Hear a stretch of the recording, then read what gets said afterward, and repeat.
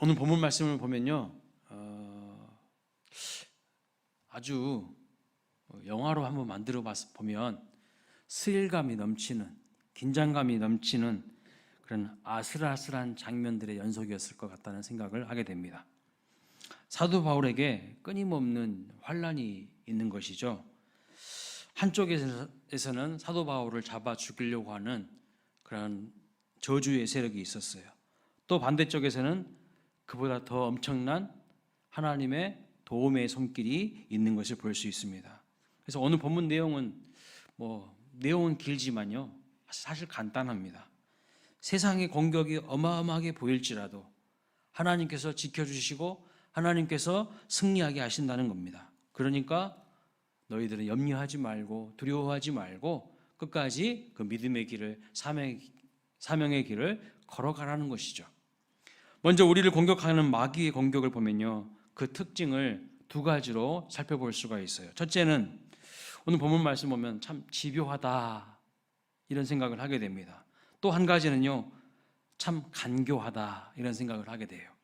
얼마나 집요한지 본문을 보시면 바울을 죽이기 전까지는 먹지도 않고 마시지도 않겠다고 결의하고 동맹한 사람이요 40명이 되었습니다. 사람을 죽이기 위해서 먹지도 않고 마시지도 않겠다고 하는 것이 여러분 제정신일까요? 좋은 일, 선한 일 하는데 욕심을 내고 열정을 쏟아야지 사람 죽이는 일에, 남 비판하고 비난하는 일에 이렇게 에너지를 사용하는 것은 인간의 힘으로 하는 것이 아니라 그 뒤에 사단 마귀 악한 영적 세력들이 있다는 것이죠. 여러분, 사도 바울을 죽이면 돈이 나옵니까? 명예가 생깁니까? 그런 것도 없어요. 그럼에도 불구하고 사도 바울을 죽이기 전에는 먹지도 않고 마시지도 않겠다는 이 40명의 암살단, 굉장히 지금 집요한 것을 볼 수가 있어요. 집요해요. 두 번째 특징이 무엇입니까? 매우 간사하고 교활한 것을 볼 수 있어요. 그것을 어떻게 할 수 있습니까? 지금 사도 바울이요, 로마 군의 영내에서 보호를 받고 있습니다. 천부장의 책임하에 보호를 받고 있습니다. 지난번 모인 공회에서는요, 사도 바울을 죽일 기회를 놓쳤어요. 왜요? 사도 바울이 변론을 하면서 예수 그리스도의 부활을 전했잖아요. 예수 그리스도의 부활을 전했을 뿐인데 그 공회를 구성하고 있는 사두개인들과 바리새인들이 자기들끼리 막 치고받고 논쟁을 하는 거예요. 예? 서로 분쟁하니까 바울을 제거하지 못한 것입니다. 그래서 공회를 한 번 더 열자고, 지난번에 제대로 못했으니까 사도 바울에게 본때를 보여줘야 되는데 제대로 못했잖아요. 그러니까 한 번 더 공회를 더 열자고 꼬드기는 것입니다. 공회를 한 번 더 열어서 사도 바울이 공회에 오는 그 길목에 매복해 있다가 그 길목에서 급습해서 사도 바울을 죽이려고 했다는 것이죠. 로마군 연내에서 예루살렘 공회까지 오는 그 길 중간에 숨어 있다가 지도새도 모르게 급습해서 제거해 버릴 것을 모의한 것입니다. 그것이 오늘 본문에서 그대로 드러나고 있지 않습니까? 자, 본문 15절 말씀 다시 한번 읽어보겠습니다. 15절입니다. 시작. 이제 너희는 그의 사실을 더 자세히 물어보라는 척하면서 공회와 함께 천부장에게 청하여 바울을 너희에게로 데리고 내려오게 하라. 우리는 그가 가까이 오기 전에 죽이기로 준비하였노라 하더니, 그렇습니다. 바울이 죽기 전까지는 먹지도 마시지도 않겠다고 했던 이 40명의 사람들이 공모를 하는 거죠. 다시 한번 공회를 열어서 바울이 로마군 영내에서 이곳 공회까지 오는 그 길목에 서서 우리가 죽여버리겠다. 아주 간교하고 교활한 모습을 볼 수가 있어요. 사람들이 여러분 참 잔인합니다. 사람들이 잔인해요. 선한 일에 열심을 내고 사람을 살리고 도와주는 일에 열심을 내야 하는데 남을 죽이는 일에, 남을 그냥 깎아내리는 일에 어떻게 이렇게 열정을 내릴 수 있는지, 참 이것은요 마귀 짓이에요. 마귀의 종로로 다는 사람들이 많다는 거예요. 마귀가 하는 짓을 보십시오. 교활하고 감교하고 함정을 딱 팝니다. 덫을 딱 놔요. 올무를 놓는다는 거예요. 덫이나 올무의 특징이 여러분 무엇입니까? 몸부림치면 칠수록 계속해서 상처가 심각해지는 거예요. 상처가 더 깊어집니다. 결국 다리가 끊어져요.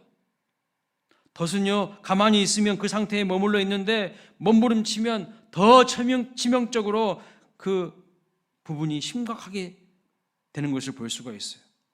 여러분, 우리 인생이 그렇습니다. 마귀가 쳐놓은 덫에 딱 걸리잖아요. 몸부림을 치면 칠수록 그 상처는요 더 심각해지는 거예요. 깊어지는 것입니다. 굉장히 집요하고 교활하고 간사한 이 사단 마귀 악한 영의 세력들이 있다는 것이죠. 우리가 망하기를 바라는 악한 세력들이 분명히 존재합니다. 그러면 여러분, 여기서 끝나는 것일까요? 악한 영의 세력들이 있어서 굉장히 집요하고 굉장히 간사하고 교활하게 우리를 괴롭히고 우리를 죽이려고 하는데, 그럼 여기서 끝나는 것이 아니겠죠.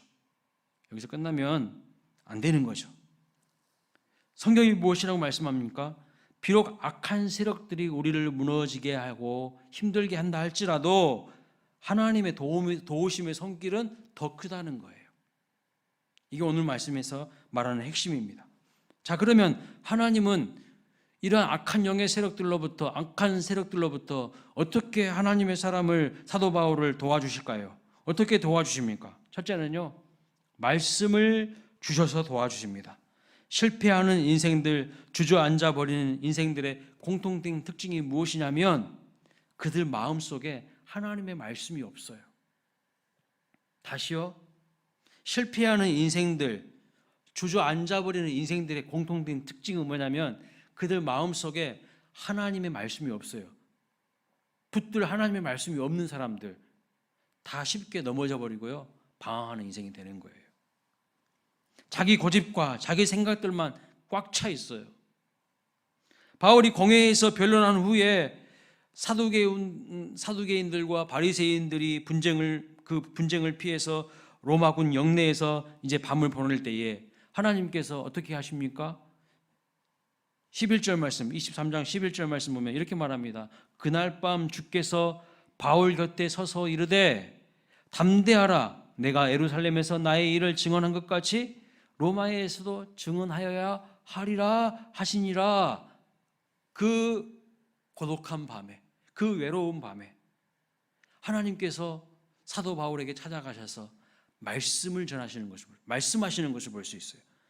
담대하라고 말씀하시죠. 여러분, 담대하라는 것이 무슨 뜻입니까? 두려워하지 말라는 거예요. 이 상황에 대해서 두려워하고 염려하지 말라는 것이죠. 힘을 내라는 뜻입니다. 그러면서 무슨 약속을 주시는 것입니까? 로마에서도 하나님의 말씀, 복음을 증언해야 할 것이라고 말씀하십니다. 무슨 뜻이냐면 지금 바울이 예루살렘에 있는데 반드시 로마까지 가게 될 것이라는 뜻이에요. 죽지 않는다는 뜻입니다. 우리는 미래가 어떻게 될 것인지 구체적으로 잘 알지 못합니다. 그 과정을 잘 알지 못해요. 그러나 결국 무엇은 분명하게 알 수 있습니까? 최후 승리가 우리의 것이라는 것은 분명합니다. 그것은 확실하게 보장되어 있습니다. 그래서 우리 믿음의 사람들은 무엇을 아는 사람이냐면요, 끝을 아는 사람들이에요. 우리의 끝이 어떻게 될 것이라는 것을 우리는 확실히 아는 사람들이에요. 그 과정에는 모진 고난과 역경이 있을 수도 있어요. 사망의 음침한 골짜기를 통과하는 그런 어려움도 있을 수 있습니다. 그러나 결국 어떻게 됩니까? 시편 23편 6절에도 그렇게 말씀하잖아요. 내가 아버지의 집에 영원히 살 것이라고 확신하면서 그 시를 마무리하는 것을 볼 수가 있어요. 우리 인생의 끝을 확실하게 알고 있으면 여러분 무슨 생각이 드십니까? 고난을 이길 수 있다는 거예요. 마냥 두려운 것이 아니라 기대감이 생겨요. 하나님이 어떻게 나를 이끌어 가실지, 어떻게 로마까지 나를 가게 만드실지 궁금하게 됩니다. 그래서 우리의 삶은 두려운 것이 아니라요, 담대함이 있고 승리가 보장되어 있어요. 승리를 확신합니다. 왜요? 하나님의 말씀이 있기 때문이죠. 그래서 우리는 늘 하나님과 독대하면서 아침마다 밤마다 하나님의 말씀을 듣는 것이 중요해요. 왜냐하면 하나님의 말씀을 통하여서 하나님께서 늘 우리에게 끝을 보여주시기 때문입니다. 이미 우리와 비슷한 상황에 있었던 수많은 믿음의 선배들이 겪었던 그 고난과 역경을 성경에서 수없이 보게 되고 그때 하나님께서 어떻게 역사하셨는지 기록되어 있어요. 그렇기 때문에 그 말씀들을 구체적으로 읽어보고 묵상하면서 하나님은 우리에게 승리를 주시는 하나님이심을 우리는 확신할 수가 있게 되는 것이죠. 문제는 내가 하나님 편에 서서 담대함을 가지고 믿음의 배짱을 가지고 나아가야 함에도 불구하고 현실만 바라보고 상황만 바라보면서 세상과 타협해 버리기 때문에 믿음을 잃어버리는 것입니다. 그리고 영적 싸움을 포기해 버리는 거예요. 하나님의 말씀이 없어요, 내 안에. 그래서 문제예요. 하나님의 말씀이 없으니까요, 사단 마귀가 막 내 생각에 막 엉뚱한 생각들을 막 집어넣어요. 내 마음속에 부정적인 감정들을 막 집어넣어. 근데 무방비야, 무방비. 다 넘어가 버려요. 그리고 영적 전쟁을 해야 되는데, 영적인 싸움을 해야 되는데 하질 않아요. 그럼 어떻게 승리할 수 있겠어요? 여러분, 하나님의 말씀을 딱 붙잡고요, 믿음의 배짱을 가지고 영적인 싸움을 하셔야 돼요. 여러분들이 이기셔야 돼요. 그 이기신 경험이 있어야 돼요. 근데 다 져가지고 맨날 터져가지고 영적 폐장병 되면 안 된다는 겁니다. 그 이기는 방법은 말씀 붙들고 항상 하나님 편에 서 계시면 이겨요. 근데 자꾸 세상과 타협하면서 세상 편에 서버려. 하나님이 원하시지 않는 저쪽 편에 서버려. 그러니까 질질 끌려다니는 겁니다. 승리하는 비결이 뭐라고요? 하나님 편에 서시기를 바랍니다. 하나님의 말씀이요, 나를 승리하는 삶으로 이끌어 주시고 나를 지켜주시는 것입니다. 모든 환난과 역경에서 그 말씀이 나를 고쳐주셔요. 위험한 지경에서 나를 지켜주십니다. 우리의 잘못된 생각과 감정도 하나님의 말씀이 고쳐주시는 것을 믿으시기 바랍니다. 시편 107편 19절부터 20절에 이런 말씀이 있습니다. 이에 그들이 그들의 고통 때문에 여호와께 부르짖으매 그가 그들의 고통에서 그들을 구원하시되 그가 그 말씀을 보내요. 그가 그 말씀을 보내요. 그들을 고치시고 그 말씀을 보내어 그들을 고치시고 위험한 지경에서 건지시는도다. 이런 말씀이 있어요. 하나님의 말씀이요, 우리의 생각을, 우리의 감정을 고치셔요. 그리고 우리를 위험한 지경에서 건지신다고 분명히 말씀하고 있어요. 오늘날 우리의 위기가 무엇입니까? 오늘날 우리의 문제가 뭐냐면요, 말씀이 없는 거예요. 내 마음속에, 내 머릿속에 하나님의 말씀이 없는 거. 하나님 말씀 안 듣는 거예요. 하나님의 말씀에 대한 순종이 없는 거예요. 하나님 말씀 무시하는 거예요. 내 생각대로 하는 거예요. 분명히 내 명체를 의지하지 말라고 주님이 잠언 3장 5절에도 분명히 말씀하고 있는데 하나님의 말씀을 듣기보다는 자기 생각을 의지해 버리는 거예요. 자기 눈이 보기 좋은 대로 하는 것입니다. 잠언 1장 7절에 뭐라고 말합니까? 여호와를 경외하는 것이 지식의 근본이오늘 미련한 자는 지혜와 훈계를 멸시하느니라. 지혜와 훈계가 뭐예요? 하나님의 말씀이잖아요. 하나님의 말씀을 멸시해. 그리고 지 마음대로 하려고 해. 그것이요, 어리석은 인생이라는 뜻입니다. 멸망할 사람의 모습이라는 거예요. 한마디로 여호와를 경외하는 삶은 하나님의 말씀을 붙잡고 순종하는 것인데, 미련한 자들은 하나님 말씀을 무시하고 멸시한다는 거예요. 자, 두 번째로 하나님이 어떻게 도와주실까요? 이렇게 막 교활하고 간교하고 집요한 악한 사단의 세력들로부터 우리를 어떻게 도와주실까요? 오늘 본문을 보면요, 사도 바울을 어떻게 도와주십니까? 구체적으로 조카를 통해서 도와주시는 것을 볼 수 있어요. 조카를 통해서. 이건 전혀 생각하지 않았던 의외의 인물을 통해서 우리를 도와주신다는 뜻입니다. 사도 바울의 친인척 가운데서 성경에 등장하는 유일한 인물이 오늘 본문에 나와요. 본문 16절에 보시면 사도 바울의 생질이라고 이렇게 표현하고 있죠. 생질. 생질이 무엇이냐면 조카라는 뜻입니다. 조카예요. 원문을 보니까 누나의 아들이라고 되어 있어요. 누나의 아들인 이 조카가 사도 바울을 도왔다는 거예요. 어떻게 도와줍니까? 사도 바울을 죽이겠다고 결사적으로 모의한 암살단 40명이 있었어요. 그들이 비밀스럽게 사도 바울을 제거해 버릴 것을 이야기했는데 그 이야기를 조카가 들은 거예요. 제가 생각하기에 이 조카는요, 좀 안 좋은 사람들과 어울렸던 사람인 것 같아요. 질이 좀 안 좋은 것 같아요. 질이 안 좋아. 좀 껄렁껄렁하고 어떻게 보면 버린 자식 같은 그런 사람이었어요. 그런데 여러분, 우리가 알아야 될 것이 무엇이냐면 내 주변에 있는 성실한 사람만이 아니라, 좋은 사람만이 아니라 그렇지 않은 사람들도 나를 도와줄 때가 있어요. 우리가 볼 때는 저 사람은 버린 카드야, 저 사람은 끝장난 사람이야, 망나니 같은 사람이야, 그런 사람도요, 우리를 도와주는 사람으로 하나님이 사용하신다는 거예요. 무슨 이런 사람이 나를 도와주겠어? 나와 친밀하지도 않고 교제도 별로 없는 사람인데 왜 나를 도와주겠어? 하는 사람도 비상한 방법으로 우리를 도와주는 사람이 될 수 있다는 겁니다. 여러분, 이 조카가 지금 암살단 근처에서 얼쩡얼쩡거리다가 사도 바울의 암살 계획을 들은 거예요. 얼쩡거리다가 바울을 죽이겠다는 정보를 들은 것입니다. 여러분, 세상에 비밀이 없다는 말이 있죠. 그런 것처럼 암살단과 관계된 누군가로부터 사도 바울의 암살 계획에 대해서 들은 거예요. 그래서 조카가 바울에게 와서 이런 모의를 하고 있다는 사실을 알려준 것입니다. 그래서 바울이 백부장에게 요청해서 자기 조카를 천부장에게 소개해달라고 하는 거예요. 그런데 만약 백부장이요, 바울의 부탁을 안 들어주면, 백부장이 바울의 부탁을 안 들어주면 끝장난 거 아닙니까? 근데 백부장이 바울의 말을 듣고 조카를 천부장에게 데리고 갑니다. 한번 여러분 생각해 보세요.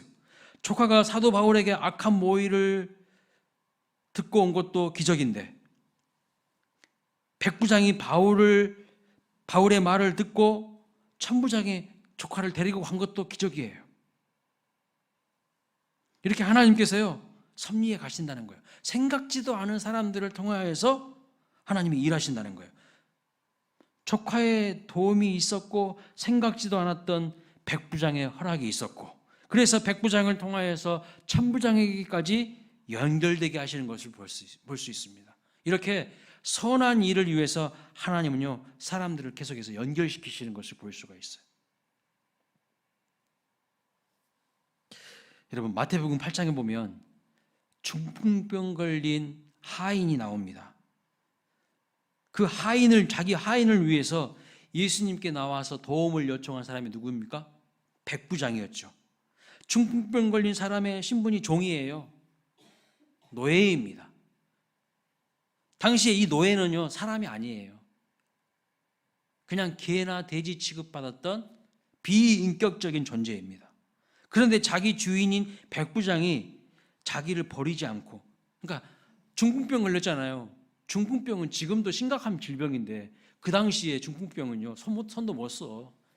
이제 끝난 거예요. 인생 끝난 거예요. 그럼 갖다 버려도 돼. 왜냐하면 개 돼지 취급 받았으니까, 노예는요. 근데 버리지 않고 이 백부장이 예수님 찾아와서 도움을 요청합니다. 그 당시에 예수님은요, 권력자도 아니고 부자도 아닙니다. 그냥 머물 짓도 없이 오늘은 여기 내일은 저기 떠도는 그런 사회적인 약자와 같은 그런 존재였습니다.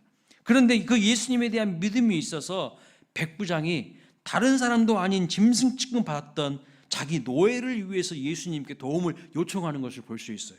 그래서 예수님이요, 감동하시는 거예요.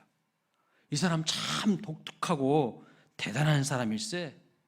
자기 하인, 자기 노예를 사랑하는 그 사람의 마음에 감동을 받으시고 그 백부장의 청을 들어서, 그 백부장의 청을 들어주고 싶어서 그 집으로 가자고 하시는 거예요, 예수님께서. 그런데 이 백부장 여러분 뭐라고 합니까?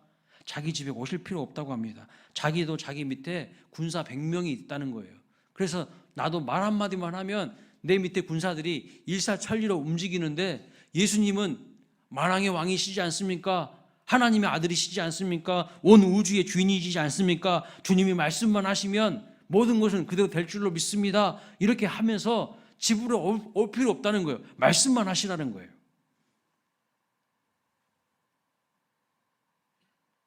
그래서 예수님이요, 이 사람의 영혼을 사랑하는 마음과 이 사람의 믿음을 보시고 이스라엘 사람 중에 이만한 믿음을 내가 본 적이 없다고 하시면서 감동을 받으시고 그 백부장의 마음의 소원대로 그 하인을 고쳐주시는 것을 볼 수가 있습니다. 자, 여기에서도 보십시오. 이 하인의 입장에서 주인 백부장은요, 생각지도 않았던 도움을 준 사람인 거죠. 그죠? 아니, 주인이 나를 위해서 이렇게 도와줄 것이라고 생각지도 못했을 것입니다. 왜냐하면 이 하인은 사람 취급을 받지 못하던 당시에 노예였기 때문이에요. 그냥 이제 중풍병 걸렸으면 그냥 버림당하는 거예요. 그냥 시간 문제예요, 죽는 것은. 그럼에도 이 하인은요, 백부장을 통해서 하나님의 은혜와 사랑을 경험하게 됩니다. 누가복음 10장에 보면 어떤 사건이 나오냐면 강도 만난 사람의 이야기가 나옵니다. 제사장도 모른 척하고 같이 나가요. 레인도 모른 척하고 지나갑니다. 그런데 원수같이 여기는 사마리아 사람이 도와주는 것을 볼 수 있어요. 전혀 생각하지 않았던 의외의 인물들을 통해서 하나님이 도움을 받게 하시는 것을 볼 수가 있는 것이죠. 치료해주고 주막에 데리고 가서 주막 주인에게 돈을 주면서 돌봐주도록 하고, 비용이 더 들면 나중에 자기가 일 보고 돌아올 때에 더 든 비용까지 주겠다고 합니다. 여러분, 이러한 호의와 사랑을 누구한테 받은 것입니까? 이스라엘 사람들이요, 개돼지 취급했던 사마리아 사람에게 사랑을 받은 거예요. 우리가 생각하면 제사장이 사랑이 많을 것 같고 레인이 사랑이 많을 것 같아서 그들이 도와줄 것 같은데 그들은요, 무시하고 그냥 지나갔어요. 여러분, 하나님께서 함께 하시는 사람들의 특징이 있습니다. 그것이 무엇이냐면 내가 기대하고 내가 예측하는 사람들이 나를 도와주는 게 아니고 전혀 생각하지도 않았던 사람들을 통해서 하나님께서 도와주게 하신다는 것입니다. 때로는 바울의 조카같이 좀 껄렁껄렁한 사람들을 통해서도, 때로는 나에게 전혀 관심도 보이지 않을 것 같은 이 백부장을 통해서도, 때로는 내가 무시했던 사마리아 사람 같은 그 존재를 통해서도 우리가 도움을 받게 만들어 주신다는 거예요. 이것이 바로 하나님의 섭리고 하나님의 인도하심입니다. 저는 목회하면서 이런 것들 많이 느껴요. 많이 느껴요. 아니, 이 성도님은 어려워, 집안 형편이. 내가 더 도와줘야 될 것 같아. 근데 그분이요, 저를 도와줘. 목사님, 고생이 많으시죠? 막 잘 사는 사람들, 공부 많이 한 사람들은요, 좀 사랑이 없더라고. 정이 없어. 제가 보면은. 다 그런 건 아니지만. 근데 막 못 사는 사람들, 힘든 사람들, 이분들이 더 정이 있어. 그리고 우리 할머니 권사님들, 몸빼 같은 거 막 입고 막 교회 오시는데 막 여기 안에서 뭐가 막 나와. 이 안에서. 그래가지고 10,000원짜리 막 몇 개 막 여기서 막 빼가지고 막 목사님한테 막 쥐어줘. 전혀 생각하지 않았던 분들이 도움을 받는다는 거예요. 지난주에 수요일날 박기성 선교사님이 간증 선교 보고하시고 말씀을 전하고 가셨는데 또 여러분이 마음의 감동을 받으셨나 봐. 그래서 좀 큰 금액을 헌금하신다고 저한테 연락을 해오셨어요. 거기 말라이에 은혜신학교 짓는데 그 어려운 환경에 있는 목사님들, 어려운 사람들, 좀 제대로 된 좀 신학교가 세워줘야 되는데 그 일을 위해서 좀 물질을 흘려보내고 싶다 그러시더라고요. 전혀 생각도 안 했어요. 예. 예측도 못했어. 그런데 이런 일들이 일어나는 거예요. 바울의 조카는요, 껄렁껄렁한 사람이었어요. 그러니까 암살단 근처에서 얼쩡얼쩡 거리다가 그 이야기 들은 거거든요. 이렇게 하나님의 일들은요, 하나님이 해가시는 것을 볼 수가 있어요. 마지막 세 번째로 하나님께서 어떻게 사도 바울을 도우십니까? 하나님 도와주심의 지금 하이라이트를 볼 수가 있는데 이제 천부장을 통해서 바울을 도와주시는 것을 볼 수 있어요. 이 천부장의 이름까지 본문에 등장합니다. 26절 말씀 보면 글라우디오 루시오라고 합니다. 그래서 21절 말씀 보면 바울의 조카가 천부장에게 가서 사도 바울을 죽이기 전에는 먹지도 마시지도 않기로 맹세한 암살딸이 있었고 그들이 지금 사도 바울을 제거할 준비를 하고 있다고 이야기를 하는 거예요. 그리고 천부장이 이 이야기를 듣고 어떻게 합니까? 바울을 오히려 보호하는 것을 볼 수가 있어요. 23절 말씀 보면 천부장 밑에는 백부장들이 있거든요. 천부장이라는 것은 자기 밑에 군사가 1000명이라는 뜻이에요. 백부장이라는 것은 자기 밑에 군사가 100명이라는 뜻이에요. 그런데 천부장이 백부장 2명을 불러서 23절 말씀 보면 보병 200명, 기병 70명, 창병 200명을 준비해서 바울을 보호하게 하십니다. 바울 한 사람 보호하려고 지금 몇 명이 동원되는 것인가? 몇 명이 동원됩니까? 470명의 군사들이 전문적으로 훈련받은 470명의 군사들이 동원되는 것을 볼 수 있어요. 가이사라까지 바울을 보호하고 이송하기 위해서 천부장이 이렇게 지시를 하는 것입니다. 가이사라는 당시에 로마로 가는 국제 항구예요. 천부장 밑에는요 1000명의 군사들이 있습니다. 그런데 자기 밑에 있는 군사 약 470명을 동원했다는 것은 자기 군사 절반을 암살단으로부터 바울을 보호하고 이송하기 위해서 투입시켰다는 거예요. 이거 보통 일이 아니거든요. 이것도 하나님이 하신 거예요. 바울을 죽이려고 하는 사람은 40명인데 바울을 지키고 보호하게 하시는 사람은요 훈련된 군사가 470명이에요. 한 사람 보호하기 위해서 하나님께서 이렇게 하시는 거예요. 왜요?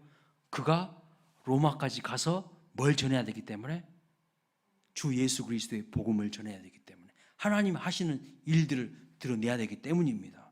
이 40명은요 훈련된 사람이 아니에요. 그냥 마음에 열정만 가득한 사람이에요. 어떤 열정? 바울을 죽이겠다는 열정. 헛된 열심만 가득 찬 사람입니다. 그에 비해 이 470명은요 전문적으로 군사 훈련된 사람들이에요. 이것이 바로 하나님께서 하시는 일이에요. 그래, 해보려면 해봐라. 하나님은 이렇게 사도 바울을 보호하시는 것을 볼 수 있어요. 하나님께서 천부장의 마음에 바울을 보호하도록 마음을 주신 것입니다. 시키지도 않았는데 그래서 천부장이 총독에게 편지를 써서 바울을 변호해 주는 것을 볼 수 있어요. 여러분 어떻게 이런 일이 일어날 수 있을까요? 이 모든 것이 하나님이 하시는 일이기 때문에 그렇습니다. 하나님을 위하여서 하나님의 비전을 이루기 위하여서 꿈을 가진 그 사람에게 하나님은요 도움의 손길을 이렇게 늘 주신다는 것입니다. 하나님은 하나님의 백성들이 하나님의 뜻대로 믿음의 길을 걸어갈 때에 그 비전을 이루기 위해서 나아갈 때에 그 앞에 가로막고 있는 어떠한 세력도 무용지물이 되게 하시고 승리하게 하셔요. 그러니 누가 하나님을 감히 가로막을 수가 있겠습니까? 이번 주에 제가 큐티 내용을 보니까 이스라엘 백성들이 가나안 땅을 출애굽해서 가나안 땅을 향해 나아가는데 그 중간중간에 계속해서 방해하는 세력들이 있어요. 가로막는 세력들이 있습니다. 많았어요. 가나안 아랏 왕이 있었고요. 아모리 왕 시온이 있었고요. 바산 왕 옥이 있었어요. 이런 세력들이 싸움을 걸어오고 가나안으로 가지 못하도록 엄청나게 방해해요. 발목을 잡으려고 해요. 그러나 그 결과가 무엇입니까? 하나님의 백성이 가는 그 길을 가로막는 자들을 하나님이 다 쓸어버리시는 거예요. 다 쓸어버리셔. 하나님의 백성들에게 승리를 주시는 것입니다. 문제는 뭐냐면 어떠한 장애물이 있고 방해하는 세력이 있다 할지라도 우리가 세상과 타협하고 환경 탓, 상황 탓하는 것이 아니라 하나님 편에 서 있으면 된다는 거예요. 근데 하나님 편에 안 서 있고 틈만 나면 원망해, 불평해. 이것이 문제라는 거예요. 하나님 편에 서지 않고 믿음이 흔들려서 하나님을 향하여서 원망 불평할 때에 가장 큰 어려움과 파멸을 맞이하게 되는 것을 볼 수가 있어요. 그렇지 않고 믿음을 딱 갖고 하나님 말씀 신뢰하며 하나님께 순종하는 마음으로 나아가면 하나님이 이기게 하시거든요. 신기한 방법으로, 기발한 방법으로, 비상한 방법으로 하나님께서 길을 여시거든요. 이사야 43장 13절에 이렇게 하십니다. 과연 태초로부터 나는 그이니 내 손에서 건질 자가 없도다. 내가 행하리니 누가 막으리요? 내가 행하리니 누가 막으리요? 하나님의 말씀이에요. 내가 행하리니 누가 막겠는가? 하나님의 뜻을 막을 존재가 없다는 것입니다. 40명이 바울을 죽이겠다고 아무리 설쳐대도 하나님이 막으시는데 누가 어떻게 할 수 있겠습니까? 우리 인생도 마찬가지입니다. 하나님과 함께 손을 잡고 믿음의 길로 나아가고 있으시다면 우리 관할교회 모든 성도님들 두려워하지 마시고 염려하지 마시기 바랍니다. 담대하시길 바랍니다. 힘내시기를 바랍니다. 마침내 최후의 승리는 누구의 것이라고요? 우리 것이에요. 우리의 것. 이것을 하나님께서 확실하게 보장하고 계시는 거예요. 문제는 하나님 편에 서지 않고 조금 환경과 상황이 어려워지면, 불리해지면 하나님 편에 서지 않고 저쪽 편에 서려고 하는 거, 이런 마음들을 버려야 된다는 거예요. 하나님 편에 서지 않고 반대편에 서서 그 길을 막고 있다면요, 하나님의 심판을 피할 수가 없어요. 우리가 걷는 길에 많은 어려움과 힘든 순간이 있을지라도 하나님 도우시는 그 손길을 경험하시는 저와 여러분 되시기를 주님의 이름으로 축복합니다. 예측하지 못하고 뜻밖의 사람들을 통해서도 얼마든지 하나님은 새로운 일들을 일으키시는 거예요. 그러니까 내 생각으로 예측하지 마세요. 내 생각으로 이렇게 될 것이다 그렇게 예측하면요 우울해져요. 가나안 땅에 정탐하고 온 10명의 사람들의 보고를 들은 이스라엘 백성들의 태도가 뭐였어요? 울고 불고 난리 났어. 밤새 통곡했어. 예측한 거야. 자기들 생각대로. 그러니까 감정까지 우울해져 버리는 거예요. 하나님은요 우리가 예측하지 못하는 길이 있다니까요. 방법이 있다니까요. 여러분, 홍해가 쫙 열려질 거 어떻게 알았습니까? 홍해 밑에 길이 있다는 거 누가 알았습니까? 하나님의 사람들에게 대항하니까요. 하나님이 땅을 쫙 지진을 일으키셔서 땅을 갈라가지고 그 밑에다가 다 처박게 하실 줄 누가 알았습니까? 몰라요. 하늘을 열어서 만나를 내리실 줄, 메추라기를 내리실 줄 누가 알았습니까? 이거 누가 예측한 적이 있어요? 없어요. 하나님의 비상한 방법으로 우리를 먹이시고 살리시고 인도하시고 도와주시는 것을 볼 수가 있습니다. 사사기 4장에 보면 가나안 왕 야빈이요 이스라엘을 없애려고 하는데 거기는 철병거 900대가 있어요. 이스라엘은 무기 하나 별로 없어요. 훈련도 안 받았어. 철병거 900대는 지금으로 말하면 핵무기가 있는 거예요. 이스라엘 백성은 총 한 자루도 없는데 어떻게 이깁니까? 근데 하나님이요 그 철병거 900대가 기송강에 딱 주둔하고 있었거든요. 기송강 와디예요. 와디는 뭐냐면 비가 오지 않을 때는 그냥 맨 땅인데 비 오면 강으로 범람하는 곳이에요. 하나님이 갑자기 그냥 비를 퍼부으시는데요 그 기송강이 범람하게 돼요. 그러면 기송강에 주둔해 있던 이 철병거 900대가요 그냥 하루아침에 고철덩어리 돼버리는 거예요. 쓰지 못하는 고물이 돼버리는 거예요. 바퀴가 다 그 땅에 박혀가지고 움직일 수가 없어. 그때 매고복하고 있었던 이스라엘 백성들이 와가지고 완전히 쳐부숴서 이기게 하십니다. 이게 하나님의 방법이에요. 저들은 엄청난 무기가 있는데 우리는 아무것도 없어. 기죽지 마세요. 하나님의 비상한 방법이 있다는 거예요. 하나님은 우리의 예측을 뛰어넘어서 하나님의 사람들을 통해서 우리를 또한 도와주십니다.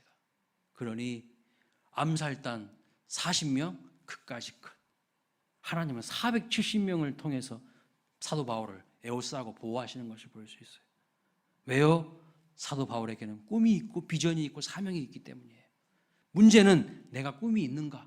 내가 하나님 주신 비전이 있는가? 내가 사명이 있는가? 그것을 내가 어떻게 지금 이행해 가고 있는가? 이게 중요한 거예요.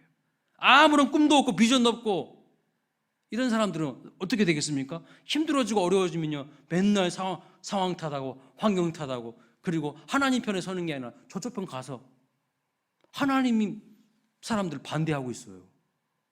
어떻게 잘 될 수가 있겠습니까? 하나님의 심판을 피할 수가 없어요. 여러분들을 힘들게 하고 어렵게 하는 그 수많은 상황과 사람들이 있다 할지라도 오늘 본문 말씀을 꼭 기억하십시오. 하나님은 어떻게 도와주시는가? 분명히 말씀을 통해서 우리의 길을 인도하십니다. 말씀 붙잡으셔야 돼요. 말씀 없으면 향방 없이 뛰는 사람과 똑같아요. 아무런 열매가 없어요. 말씀 없는 사람들은. 두 번째, 하나님은요, 예측하지 못했던 사람들을 통해서 우리를 또한 도와주십니다. 박기성 선교사님이 제가 담임 목사가 돼서 그분을 도와줄 거라고 생각했을까요? 전혀 생각 못했을 거예요. 근데 이렇게 연결시키시는 거예요. 그리고 우리 교회 성도님들을 통해서 또 그 땅에, 아프리카 땅에 수많은 영혼들을 돕도록 하나님이 또 이렇게 연결시키시는 거예요. 이게 하나님이 하시는 일이에요.